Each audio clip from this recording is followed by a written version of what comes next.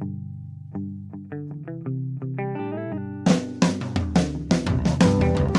only real God is the one that you believe in. Start looking for the God in others. And if you find you're tuning into a wave, well then I don't know much about being saved. Welcome in, everybody. Hello, hello, hello. Welcome back to Spiritual Philosophy Chatter with the Joneses. I am Samantha Jones. And I'm Danny Jones. And thanks for tuning in again if you're joining us for another episode. And if you're joining us for the first time, thank you very much. Yes. We appreciate you listening and giving us your time. We do. We like to chit-chat, if you haven't noticed in the title. So that's what we're here to do today, and I'm looking forward to it. Me too. So this is episode 10. And what is it? Episode 10 is empathy. Empathy. This is a good one. This is a big topic. It's a lot bigger than I actually at first thought it was going to be. Yes, Yeah. Absolutely. Well, before we jump into it, would you like to maybe recap last week? You got anything cool? I do. I have a couple of messages here. Awesome. The Let's hear it. first one is from Kelly. She said, Samantha, just wanted to tell you I have been listening randomly to your podcast. Today I decided I would start with the first and go in order since I have been picking and choosing prior to that. Spiritual awakening. What you wanted you to know, it got my attention. I think I'm going through this. You guys explain it so well. It's like sitting around a table with friends, learning about stuff you had no real inkling about. You had no real inkling about. Can't wait to listen to them all. Just wanted you to know that today you definitely reached me. Please keep doing these. Have a great Tuesday. That's cool. Yay. That's really cool. What was her name? Kelly. Kelly. Thank you, Kelly. Yes, thank you so much. That was really cool. Yeah, I love those. Those, you know what? It kind of makes it feel worth it when you hear stuff like that, Right. because you realize you are kind of getting up here in this microphone and exposing yourself, you know? Absolutely. And it makes it, like I said at the beginning, like there's got to be people out here that relate, that think and people, feel yeah. the same way. Yeah, and we're touching them. We're starting to find them, and I love that. I do too. Yeah. That makes it so worth it. So thank you, Kelly. Yes, thank you. And then the second thing that I have here, this is a lady that I did a reading for a couple of months ago, I believe, and she gave me some feedback on that reading, and I wanted to share that. Cool. She says, guess what? I know that this is not going to surprise you, but you were right. You told me when I released Brett, someone else was going to come in. It happened. And this is what she copied and pasted this from the reading, quoting me. It will, and you will know, and this will all make sense, and you'll think of this reading, and then you'll think of me saying you'll think about this reading. I remember saying that, and, Wow. and so it's really funny when these come back to me. Wow. But anyways, then she said, you wrote this to me when we talked after I broke up with Brett. You said, let go because the right guy is waiting. I got flowers from the right guy today. Wow. Yeah. That's great. Yay. Who was that? What was the name again? That was Nancy. Nancy. Yes. Well, congratulations, Nancy. Congratulations, Nancy. I give people relationship advice sometimes because I hear the same general principle for everybody. And that is like when you're going through a breakup, you have to release that person before you can even go on to the next one. It's the right person is not going to come along. You may have a lot of wrong people, but that right one isn't going to come along until you release those other ones and surrender. I always think death preach about probably surrender. makes that the hardest part, you know, if that's how you're separating. Oh, for sure, yeah. But for sure, I mean, again, thank you, Nancy, because that's great feedback and great story to hear, Yes. like a good ending. And keep us posted on how that relationship is going. Yeah. Yeah. That's awesome. And then we have a listener question. All That right. question is, how do you... So we're talking about last week's episode, which Right. was on music. Right. This question is pertaining to that. How do you decipher when a song is being sent to you from the other side as opposed to just another song on the radio? So I think where she was going with this is like my mom and dad and grandparents, they send me songs. So how do I know when they're songs from them? there's a few different ways. It's hard to pinpoint them down, but I will tell you a few key ways. First of all, emotion. If Yeah. there's a song that's meant for you to know that it's for you, Right. it will overwhelm you with emotion. Right. You'll connect to it on a level that you don't connect to other songs. Sure. Yeah. So for me, that's a big way, but also repetition. That's also a big one. I have had it shoved down my throat. Yeah. And it's like, why are they always playing this one song? Like lately, I've been hearing Bryan Adams, "Everything I Do it for You," and I Thanks to our neighbors. Thank you. Yeah, them too, but in the car and everywhere, and it was like, know. okay, this song is really old, and why am I hearing it? And then after hearing it over and over again for maybe even a few weeks, there was that one moment where that emotion came over me, and I Right. realized this is what she's telling me, because the work that my mom does on the other side is for me and my brother. Yeah. Yeah. I definitely agree with that. I think that on both of those points that you've pointed out on that is the emotion for sure, because I've had songs that I listened to for years that never affected me until a certain point. Mm-hmm. Then all of a sudden, when I did connect with that, and I don't know what the reason was. It Right. was like I just really started to pay attention. I think maybe some way you select the song in a way Mm-hmm. because you're choosing to hear, Right. listen what's being said, and let it come into you and have a deeper meaning. Because do you really know what the person that wrote it meant? Probably not.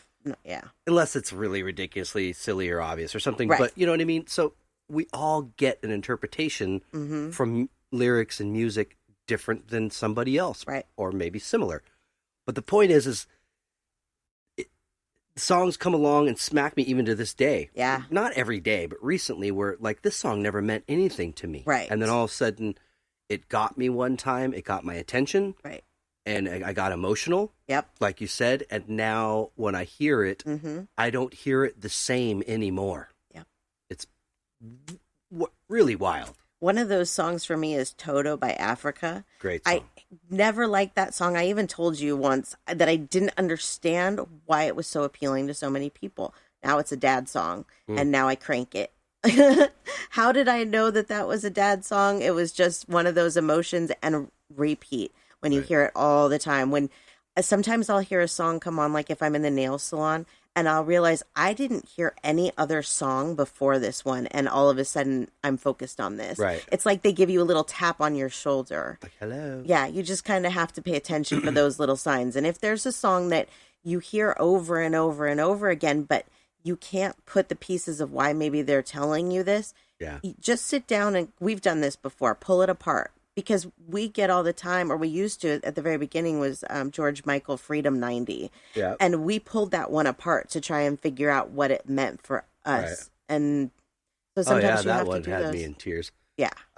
Because what it meant for me. Mm-hmm. And even, I guess, right now, and more particular, it brings true even more. Yeah. Now it's like I feel like there's a weight that's been lifted, and it's time for things to shift again. And that's a good point, because you know what? Sometimes when you have those songs and maybe they don't make sense at that time, they may make sense later. Right. There's a lot of songs that we've established with my mom that I think we may not understand right now, but we Right. will later.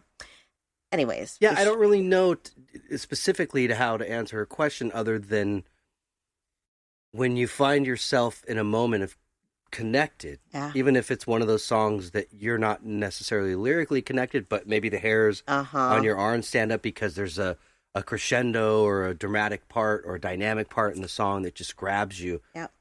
Take that moment. That's a sign to listen. And that might become your song. Absolutely. Maybe not. Agree. Maybe it's a different song. Yep. You never know, but Right. All right. Well, is that it for yeah, that's my recap. the recap? Cool. Well, thanks everybody for your input. Yes, thank you. Really cool. I appreciate Like it. always, we appreciate it. So I guess we're ready to jump into episode 10 then, Episode empathy. 10. Empathy. Yay. So we're going to start with a definition. Yeah, let's do that. What is empathy exactly?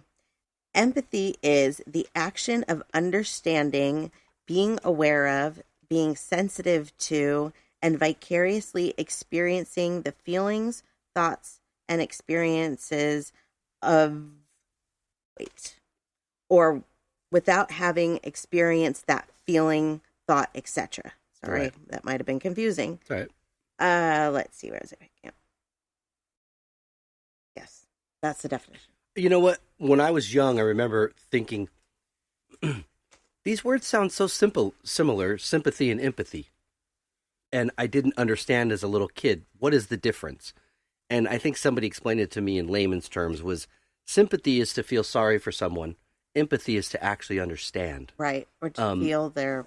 Right, Yeah. to put yourself in the position to maybe understand. Right. So, and that's not always easy. Can you relate with everybody in this world in their situation? No. Right. But if you try, you can dig deep. I think everybody can and feel a little compassion. I mean, you figure most people would towards their own family just because we've been brought up and that's important. But Yep. Well, and that brings up a good point because one of the poll questions that I asked was how many people consider themselves to be empaths? And it was actually very high. Do you want to take a guess?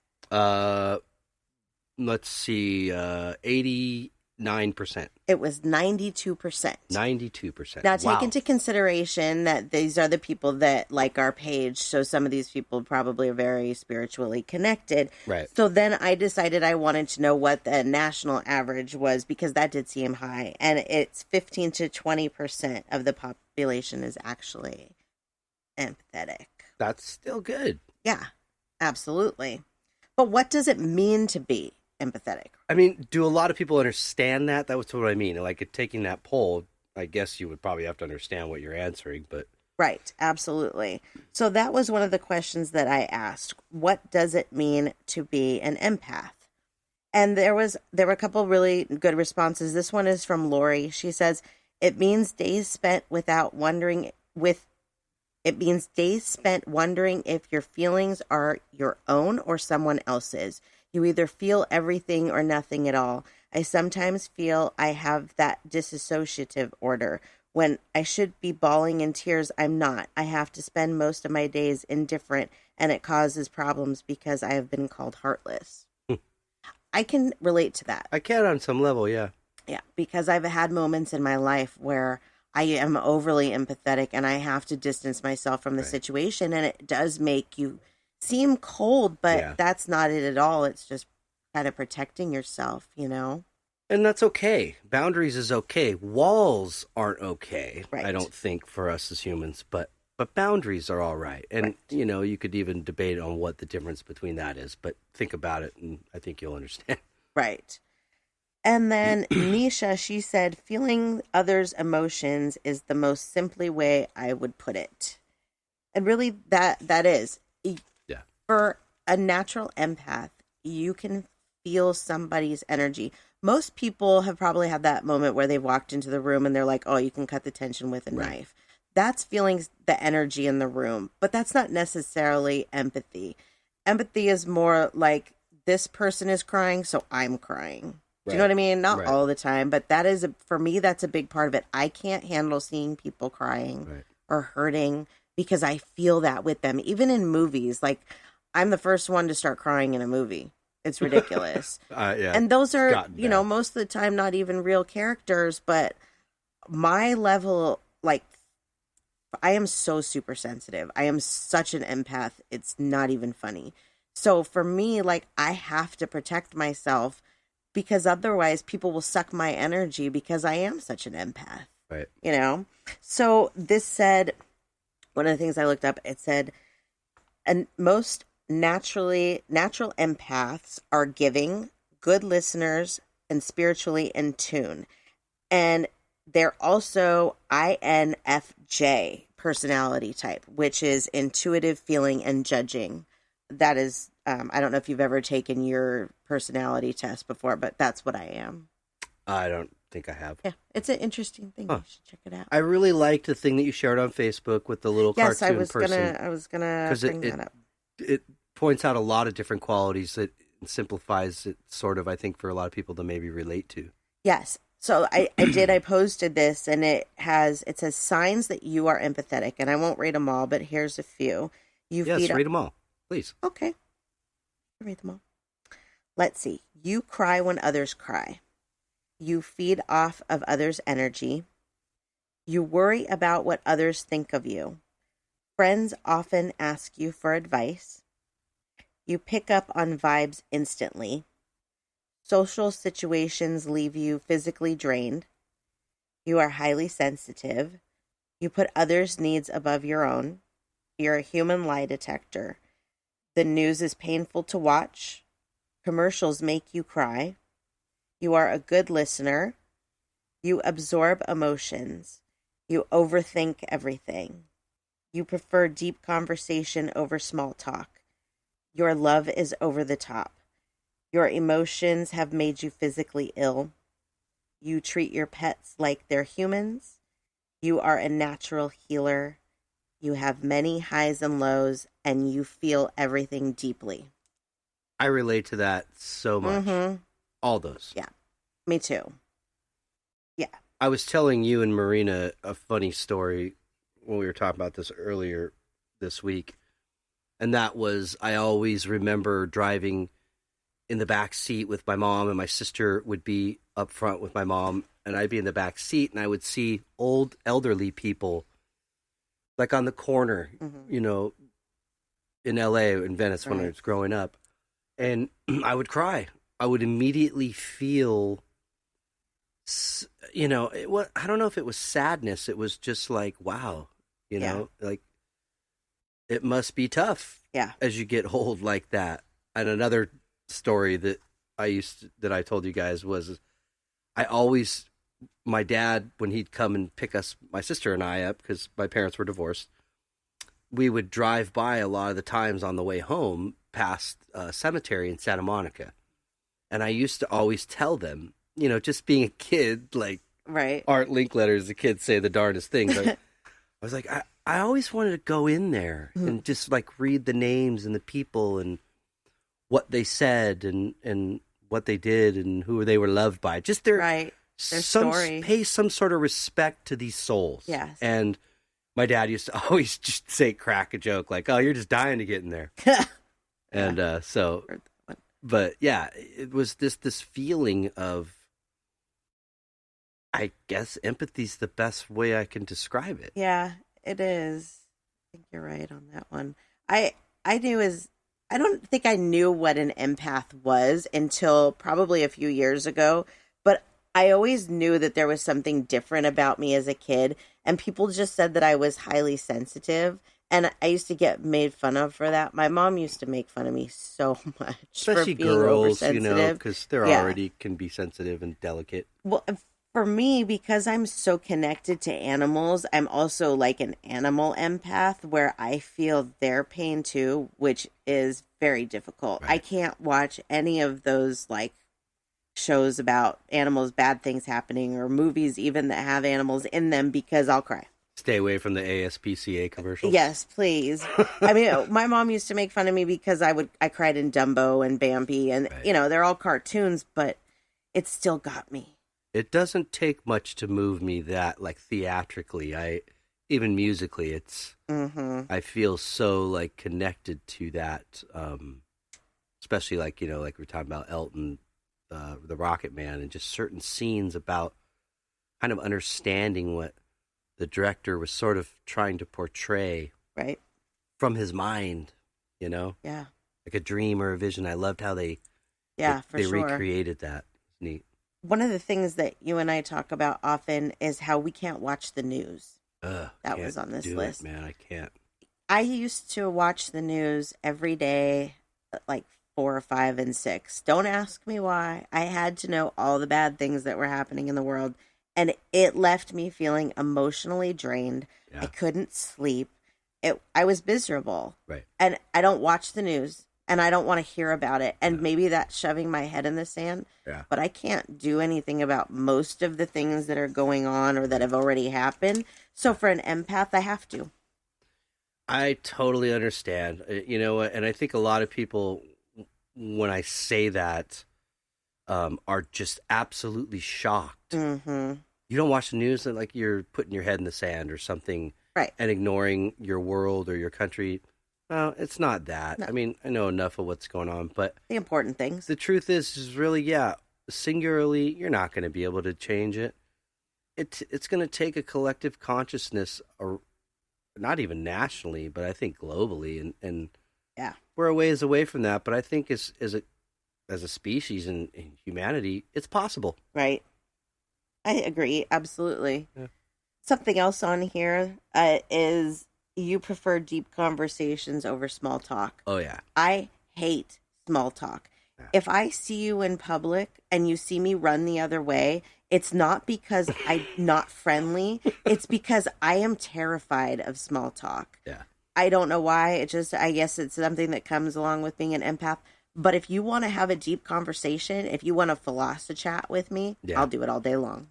yeah. I mean, it's not like I have to walk up to somebody in public and the first thing we do is dive into deep conversation. Well, I mean, no, but I could be like, "Hey, how's it going? And what's new? How's your such and such? Yeah. And how's I'm work?" so awkward with that. I mean, I understand that process, but at some point, it's like, okay, so are we gonna talk about anything? Because Right. we've brushed over all that stuff. Or like I have friends that, you want to talk to and keep in touch with, but then when you do, it's like, hey, how are Yeah. you? What's new? Yeah, And it's just empty conversation. And like Yeah. you said, it's not like you need deep conversation all the time, but a little bit of depth, getting to see somebody's soul, understanding what's in there. That's important. yeah. I definitely think that's It does. That's It's for important. me, even when it comes to my time with the band and music, it kind of extends beyond that because I really enjoy the conversations that kind of happen as Yeah. people are lingering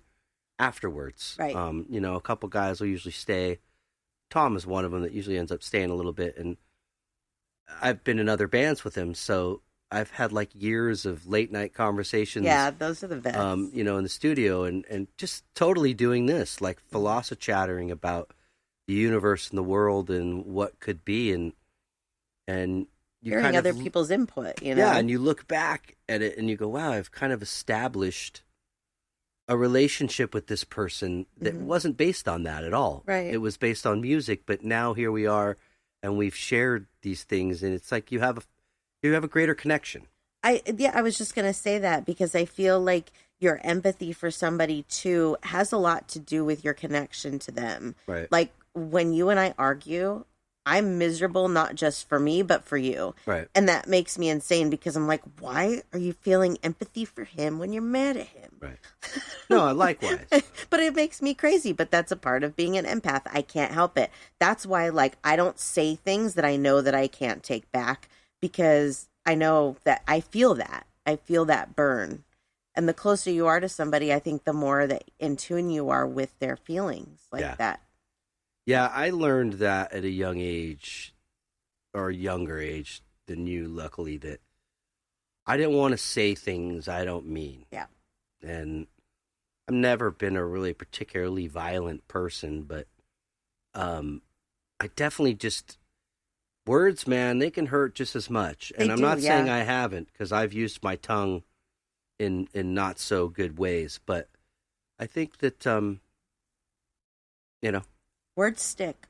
especially when you're an empath or highly sensitive. If you say something to one of us, we usually like yeah, it hurts. It stings on a different level. right. And then that's a part of like putting that wall up because you don't, like what Lori was Right. saying, you don't want to get hurt. Right. So you put that wall up to Right. protect your Sure. empathetic level. And some of those reactions would be out of pain, which you're Mhm. going to come at with anger usually, right. because to me, anger really is just a mask of your pain. Right. It's a defense mechanism. It is. Back off. I've had enough. That's exactly right. Absolutely. Absolutely. So then I asked our listeners, have you always been an empath? And 100% of the people polled said that they have. That's interesting. I knew that you would 100%. find that interesting, yeah. Because I don't think that you consider that you've always been an empath. Am I correct to say that? Well, dating back to the story I told with my mom and my sister, I had to have been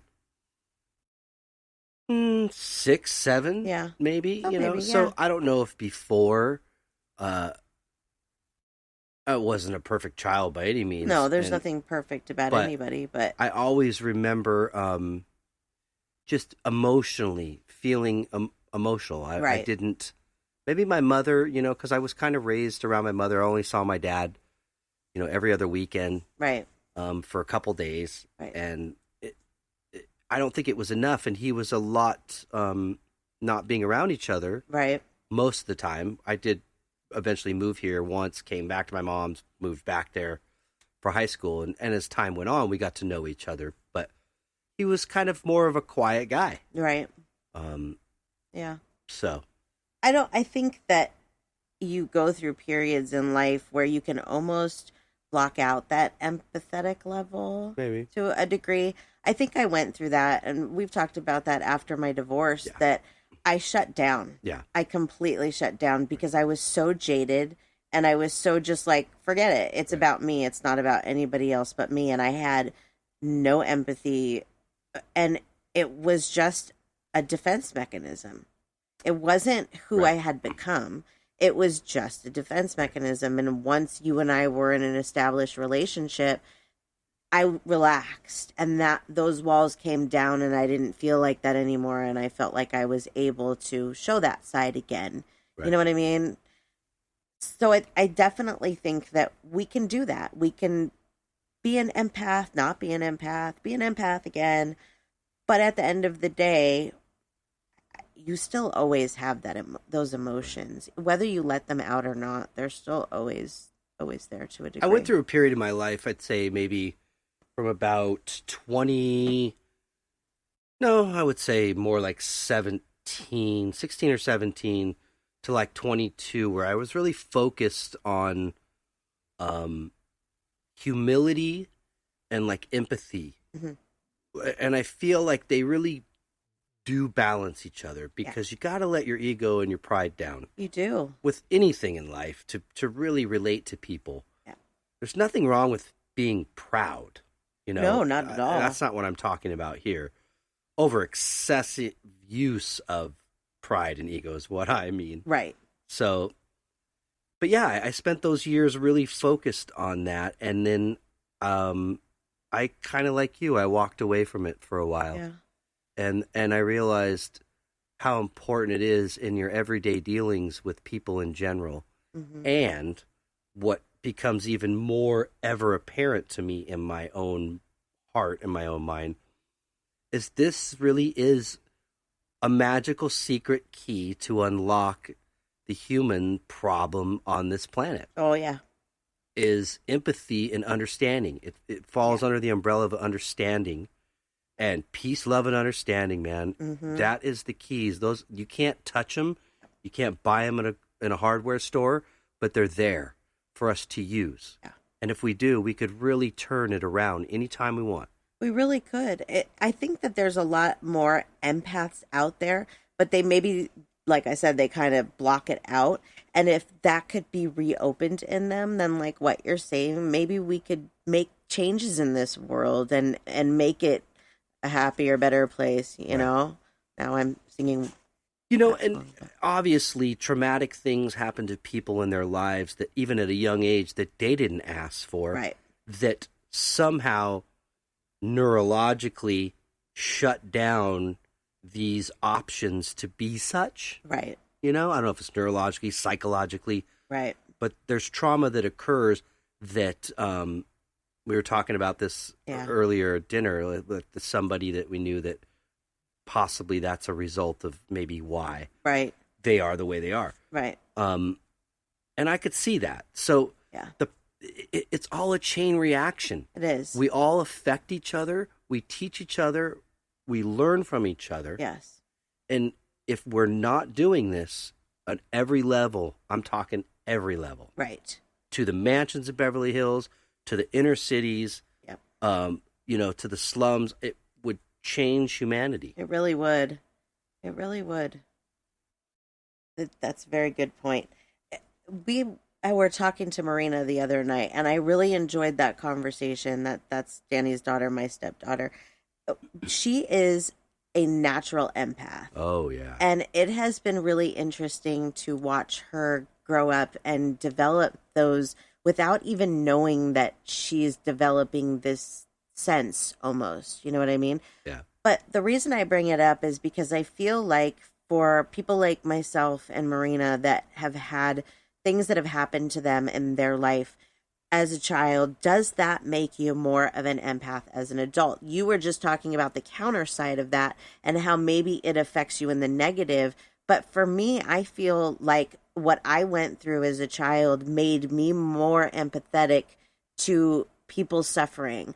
I had some things happen in my childhood we're not going to get into, but going into the next question or that I asked our listeners was, have you ever felt sorry, or have you ever felt that you shouldn't be empathetic for somebody, that maybe that's, you know, they've done something to you or a murder or something like that? There were things that were done to me as a child that I feel sorry for those people that did those things to me. Right. And for a lot of people, that doesn't make sense. Right. They can't understand that. Right. That is a part of being an empath, because you look at not just the surface of this person has done something bad to me, but you look at, why did this person do something bad to me? Were they hurt in their childhood? Right. Is this a pattern? Right. You know what I mean? So I think that those things can also make you more empathetic. Right. Yeah. That's very good examples. I one thing that kind of in my mind I was thinking about when you were saying that, it made me think about how similar my life has ended up in some facets to my father's. Right. And how I decided with Marina in general, even before you and I ended up together, but early on, for some reason with your child, it's easy to do that. Right. Right? It's easy to feel that much for somebody. Yeah. At least for me it is. Right. And I think most parents would relate. There's those few that... So when I started trying to get back to that mentality, you know, that I said I kind of walked away from. Right. I think it was kind of when she came along, or when I finally decided, okay, I want to have a child, because we planned her. Yeah. And I got back to that more because I said, now I have to teach. Okay. And she's going to learn from me. And you know, what's funny is she's schooled me in some of the things that I've said. Yeah. In an empathetic way. Yeah.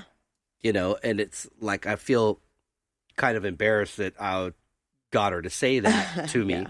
But at the same time, I feel like, wow, I did a good job. Yeah. Because she has that. She does. I think this relationship and situation in my life now mirrors so much of, you know, like I said, my growing up, that I thought, this is my opportunity to do it different. Right. You know, to take those things that were maybe traumatic for me and change them.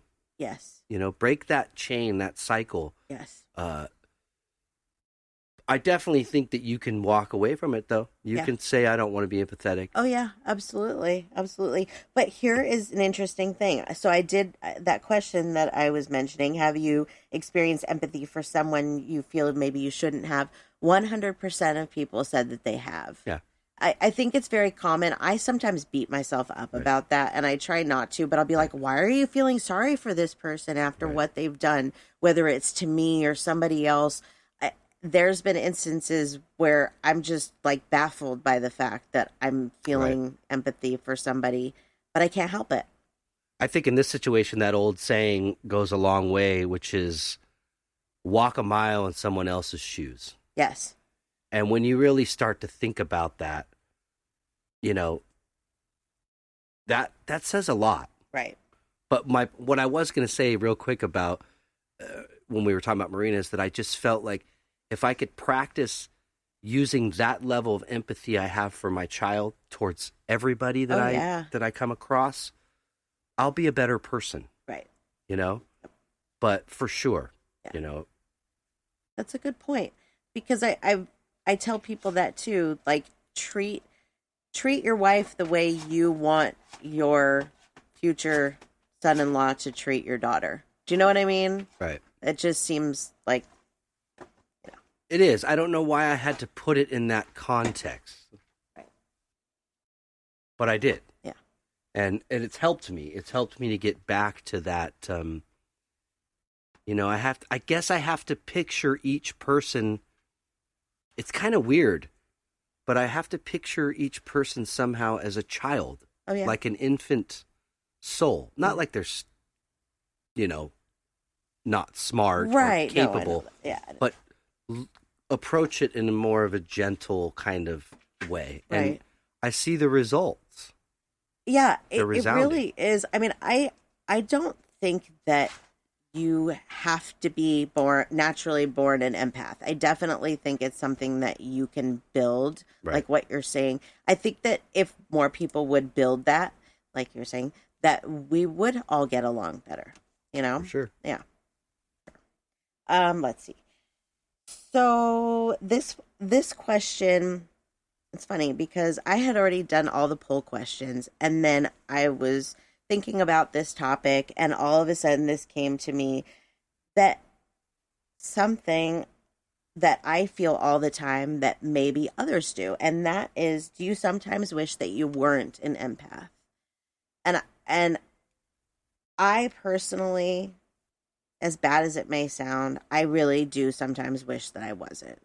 I feel like life would be easier if I wasn't so sensitive and I didn't feel everybody's pain, because I do feel like I'm on the complete end of one spectrum of sensitivity. Right. And it is really difficult. So like for me, I believe that. So one of the responses that we got from that was from Hannah, and she said, interesting thought. Sometimes, especially when it was still pretty new to me being aware of it, because it can be taxing. I'm a super emotional person and I still don't have it under control. And there are days I wish I could completely turn it off. Yeah. It is very I could difficult. see for you, thanks, Hannah, for giving that input. I could see for you being a medium and that being tough, because it's like, how does doctors get in with patients and not get emotionally attached? You have to, again, not walls, boundaries. You have to still take care of you, but it doesn't mean you can't have empathy and compassion. No. But I could see for you that being a tough one. Like, God, I wish I could just shut it off. I think for me in this experience now, you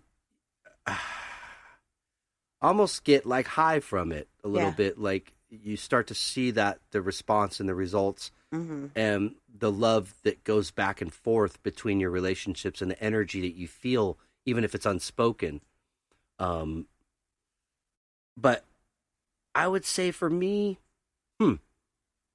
maybe sometimes. I think sometimes when you get in the car and you're grabbed by that song and you're just in tears, you're like, what? It was a perfectly fine day. I did not have a migraine this morning. I have no Kleenex. There's no napkins in the glove compartment. Yeah. And you've got me in absolute tears. Yeah. Okay. Thank you. That always happens. Yeah. It's like, well, maybe we should listen to music more at home and less in the car. Right. So, yeah, it's just, but those are, and again, it's not like sad emotion, but it can just come over so quickly where you're not really expecting it. Yeah. And there may be some like moments like that. I'm like, God, I really wasn't ready for that. Yeah. But I always end up feeling better. A part of being a medium and a psychic, like kind of what you were just saying, is that I do pick up people's emotions, and being an empath on top of those things makes it even harder. Right. So not just when I do a reading, but even if I see somebody post something about losing an animal or losing a person, I get emotional, especially if it's something that I can super relate to, like a mother or losing a mother or something like that. Yeah. I get emotional. And I like to do my readings mostly through Messenger or text, because I can cry. Because I can let myself get emotional. I don't feel like it's okay for me to break down in front of a client in person or on the phone, but it happens because I am hard. that How emotional. do you not? Yeah. And sometimes just the energy from the spirits themselves fill you with that like empathetic feeling for people. I don't know how to really explain that, but Right. there's definitely days, like on the days that I feel like I'm more connected to the other side, my level of empathy is different too. Mm-hmm. So I don't think it's all the same all the time throughout our lives. You know what I mean? It's like one of those kind of crazy subjects that, yeah. I tend to welcome it more now as I've gotten older too. I think you can soften and,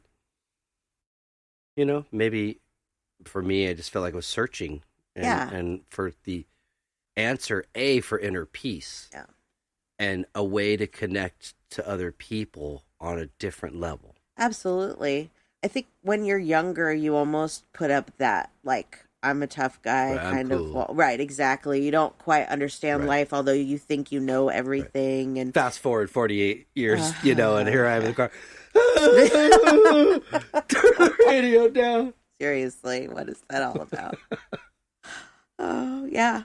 I tell my mom, you used to make fun of me for crying in Dumbo, okay? Right. Now I cry in my car when Happy comes on the radio because I'm overly Did you say she smacked you for Pee Wee Herman or something? Oh, that was a good one. Yeah, that's a good story. For crying, but that wasn't because I was feeling empathetic.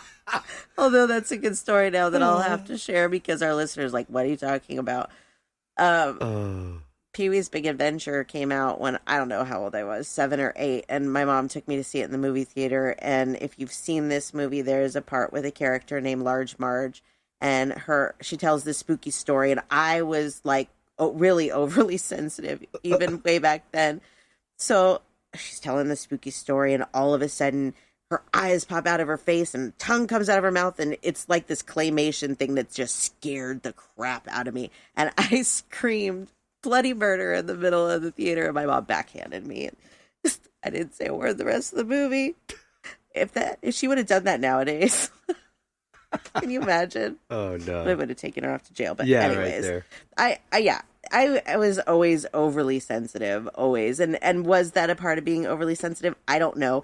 Everything scared me. Yeah. I don't know what part of it, was the empath side and what was just the, I don't know. I think you just had overprotective guardians, yes.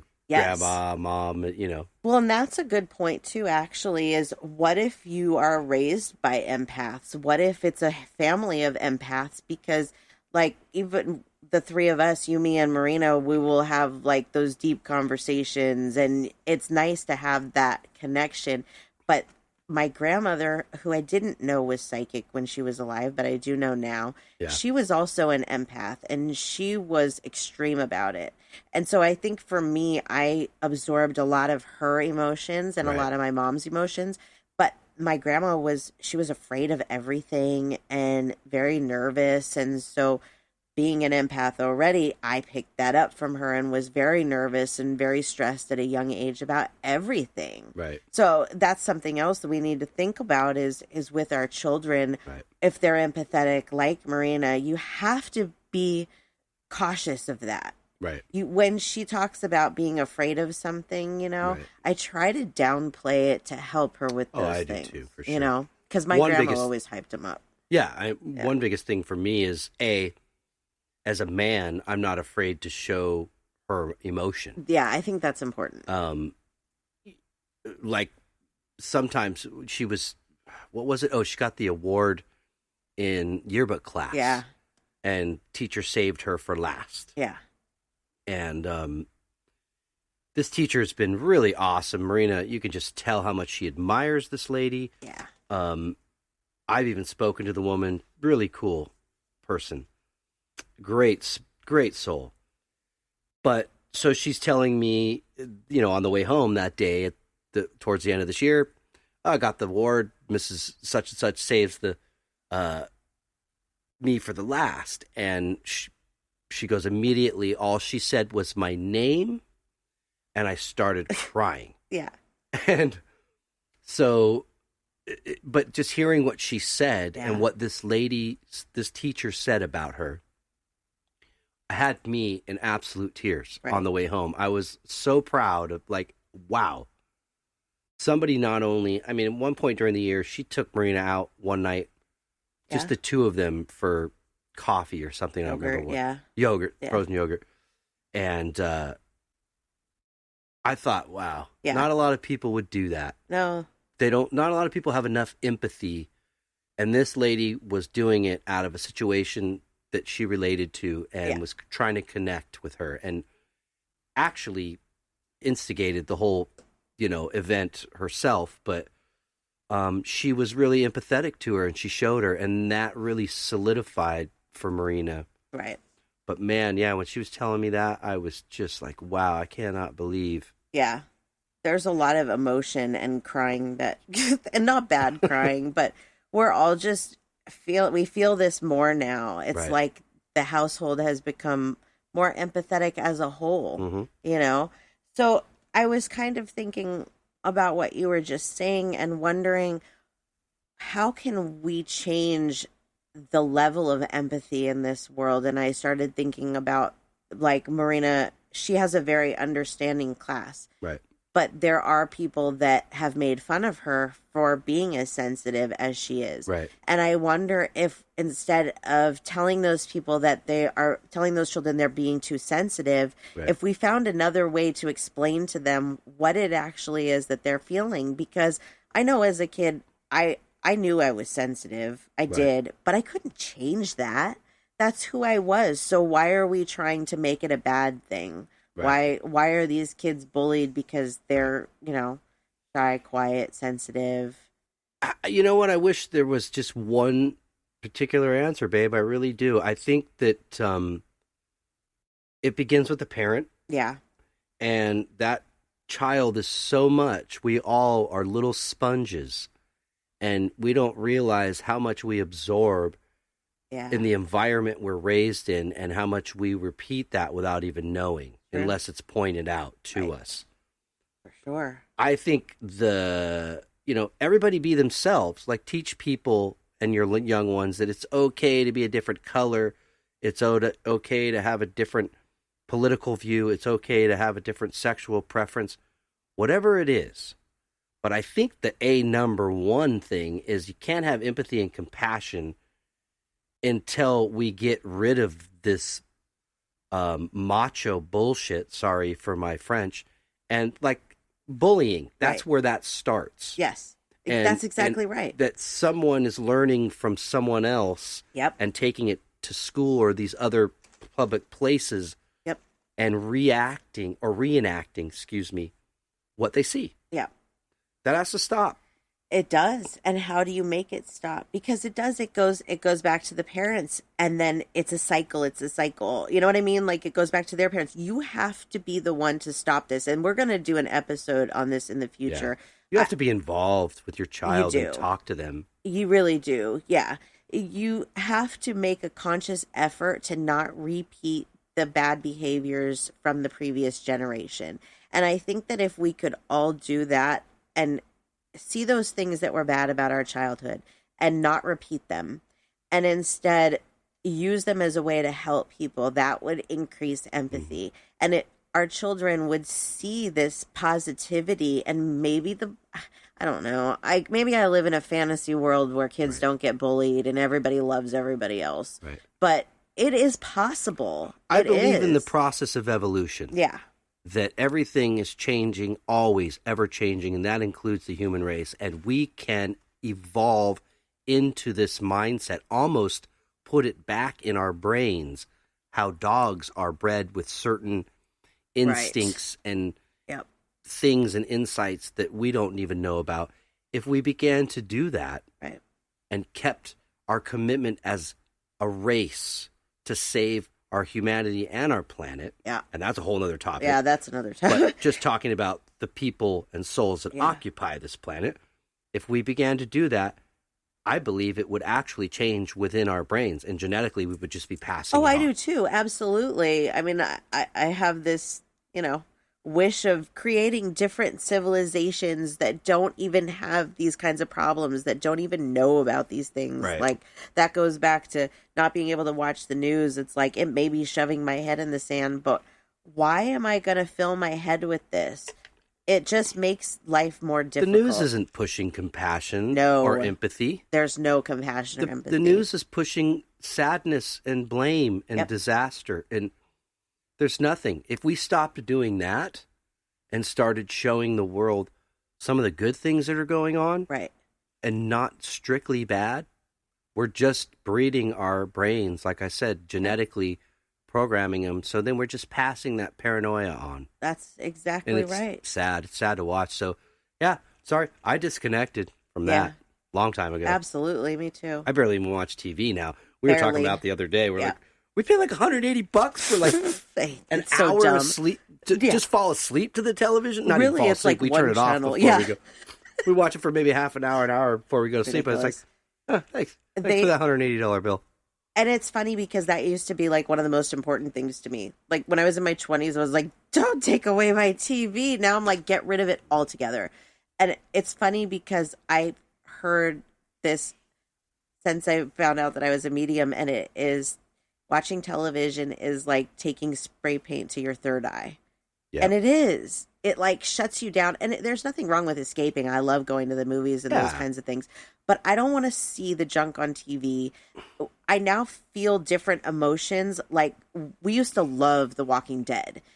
And that's, I don't think that's part of being empathetic. No. But it definitely, this whole thing has changed me to see that kind of differently. I don't enjoy it like I used to. No. It totally changes the way that you. Well, it's putting you in a different mood. It's not a happy place per No. se. Absolutely. But I agree with you there. Yeah. I love it creatively. Yeah. I think it's still a cool idea. But yeah, it's just sort of like, okay, how long is this going to go on for? Well, I guess eternity. If they're calling it the apocalypse. Right. Yeah. I don't know. You get to the point where it's like, I just want to be happy and uplifted and, Right. you know, If bring my anything, I energy just like to up. watch TV that they make something. I Right. like to see people using their minds and their hands. And Totally. Or I know I happy bore you with animal it. shows. I like happy I like the animal animals. shows. Yep. So does Zuma. Yes, our Great Dane Zuma, he loves animal shows. Yeah. Yeah. So is that the last of the poll question? Yeah, that's it. That's all I got. Cool. Well, you know what? This one was really good, and I feel like it really flowed. Yeah.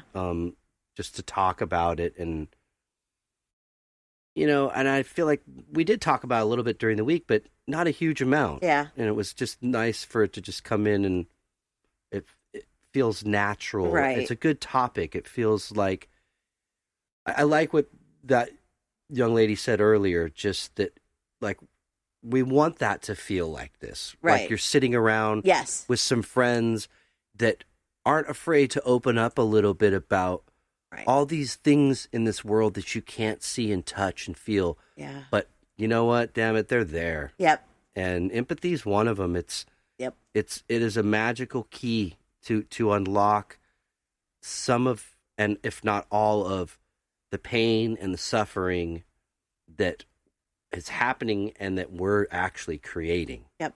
So, because we're the only ones inflicting this Yes. on ourselves. This is very true. Or each other. Right.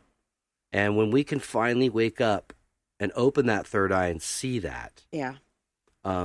it's freeing. It's freeing It to is. say, I feel you. Yep. I love you and I feel you and I understand where you're at and where you're coming from. That doesn't mean you have to agree Right. with everything that you see or somebody does or says, but with every action comes a reaction. Yes. Very And much. if you think more about your reaction before reacting, Mm-hmm. try to just sort of like super inject some empathy in there really fast Right. before you respond. Think about how you would feel in this situation. That's what I try to do, or how I try to explain empathy to, is put yourself in that person's situation. Just, it's a great way to kind of understand a little bit more.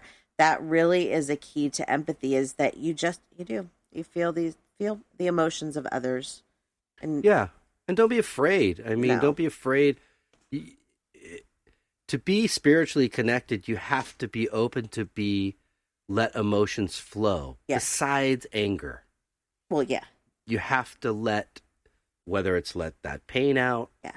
let that empathy or those tears come, and you'll start to see that it's not necessarily sadness, really. No, It's- it feels better. Yes. Do you know what I mean? When you express that empathy more, and you you connect more with people, even if it's just small little things. Right. It spreads like wildfire and it makes you feel better. Yeah. If you're just, all the time and walking through life with your head down, Right. you're never going to experience those kinds of feelings. And it could be as simple as like, today I'm going to try to do something in some empathetic manner.